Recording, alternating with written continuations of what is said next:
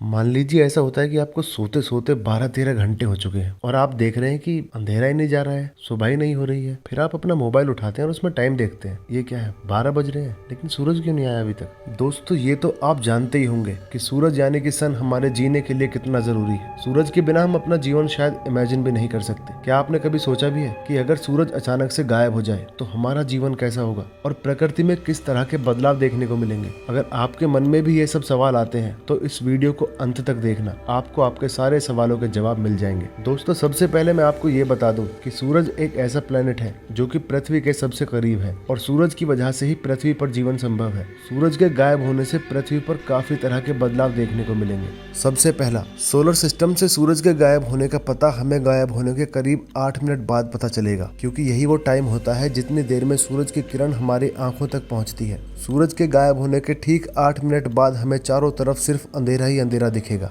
दुनिया में जिस जगह भी रात हो रही होगी वहां भी 8 मिनट तक कुछ पता नहीं चलेगा, क्योंकि 8 मिनट तक आसमान में चांद सूरज की रोशनी से चमक रहा होगा और 8 मिनट बाद चांद के पास रिफ्लेक्ट करने के लिए कोई सूरज की रोशनी नहीं बचेगी। उसके बाद सिर्फ दूर के तारे ही हमारी पृथ्वी के लिए लाइट का नेचुरल सोर्स रहेंगे। हालांकि उसके बाद भी हमारे पास लाइट के लिए पर्याप्त साधन रहेंगे, क्योंकि आज भी हम लगभग 80% बिजली तेल, कोयला और नेचुरल गैस से ही बनाते हैं। दूसरा, दोस्तों, यहाँ मैं आपको ये भी बता दूं कि ग्रेविटी की स्पीड लाइट की स्पीड के बराबर होती है। जैसा कि हम जानते हैं कि हमारी पृथ्वी सूरज के साथ एक ग्रेविटेशनल फोर्स के साथ जुड़ी हुई है और वो 24 घंटे सूरज का चक्कर लगाती रहती है। तो जैसे ही सूरज गायब होगा उसके ठीक 8 मिनट के बाद लाइट की तरह ही सूरज की ग्रेविटेशनल फोर्स भी खत्म हो जाएगी और पृथ्वी अपनी ऑर्बिट से निकलकर एक स्ट्रेट लाइन में चली जाएगी। और पृथ्वी तब तक स्ट्रेट लाइन में जाती रहेगी जब तक वो किसी और स्टार की ग्रेविटी फोर्स से अट्रैक्ट होकर उसकी ऑर्बिट में ही घूमने नहीं लग जाती। हो सकता है इस दौरान पृथ्वी किसी बड़े एस्टेरॉयड से टकरा जाए, लेकिन उस फैक्टर को हम यहाँ इग्नोर कर रहे हैं। तीसरा, सूरज के गायब हो जाने से पेड़ पौधों का फोटोसिंथेसिस रुक जाएगा, जिससे पेड़ पौधों को खाना पीना मिलना बंद हो जाएगा और वो एक एक करके मरने लगेंगे। ऐसे होने से हमारे वातावरण में ऑक्सीजन की कमी होने लगेगी। वैसे आपको ये सुनकर डरने की कोई जरूरत नहीं है, क्योंकि हमारे वातावरण में इतनी ऑक्सीजन मौजूद है कि आपको हजारों सालों तक ऑक्सीजन की कमी महसूस नहीं होगी। लेकिन लाइट न मिलने से पेड़ पौधे मुरझाने लगेंगे और आपको जल्दी ही फल सब्जियां मिलनी बंद हो जाएंगी। चौथा, धीरे धीरे ठंड बहुत ज्यादा बढ़ने लगेगी। जी हाँ, आपने सही सुना, जब सूरज गायब हो जाएगा तो धरती के पास कोई भी गर्मी का नेचुरल सोर्स नहीं बचेगा और धरती बहुत तेज स्पीड से ठंडी होने लगेगी। एक हफ्ते के अंदर ही धरती का टेम्परेचर 0 डिग्री सेल्सियस तक पहुंच जाएगा। कुछ महीने तक तो इंसान धरती पर जीवित रह सकता है, लेकिन 1 साल के बाद ठंड इतनी बढ़ जाएगी कि इंसान का धरती पर जीना नामुमकिन हो जाएगा। इंसान जितना ज्यादा धरती के नीचे जाएगा उतने ही उसके जिंदा रहने के चांसेस ज्यादा होंगे, क्योंकि धरती के नीचे कोर के जितने पास जाते हैं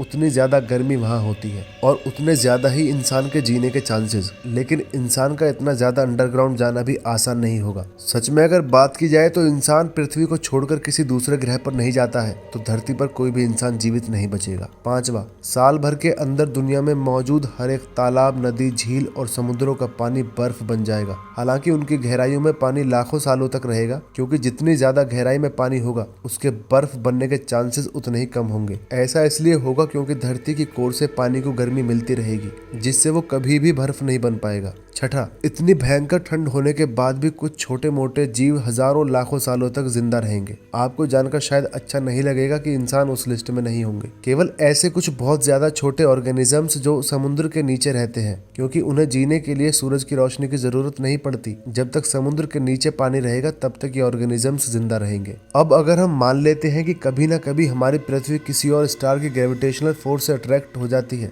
और उसकी ऑर्बिट में आकर उस स्टार के चक्कर लगाना शुरू कर देती है। अगर कभी ऐसा होता है तो पृथ्वी पर जमी हुई बर्फ पिघल जाएगी और धीरे धीरे धरती गर्म होने लगेगी। ऐसा होने से शायद छोटे जीव सालों बाद इवॉल्व होकर अलग ऑर्गेनिजम्स को जन्म दे सकते हैं, लेकिन इंसान धरती पर फिर से वापस आ जाएंगे, ये कहना थोड़ा मुश्किल होगा। तो दोस्तों, ये थी हमारी आज की वीडियो। उम्मीद करता हूँ कि आपको आपके सारे सवालों के जवाब मिल गए होंगे। अगर अब भी आपके मन में कोई सवाल है तो कमेंट करके जरूर बताएं, और अगर आपको ये वीडियो अच्छी लगी है तो इस वीडियो को लाइक करो, कमेंट करो, अपने दोस्तों के साथ शेयर करो और ऐसी और वीडियोस के लिए हमारे चैनल को सब्सक्राइब करना मत भूलना। जय हिंद।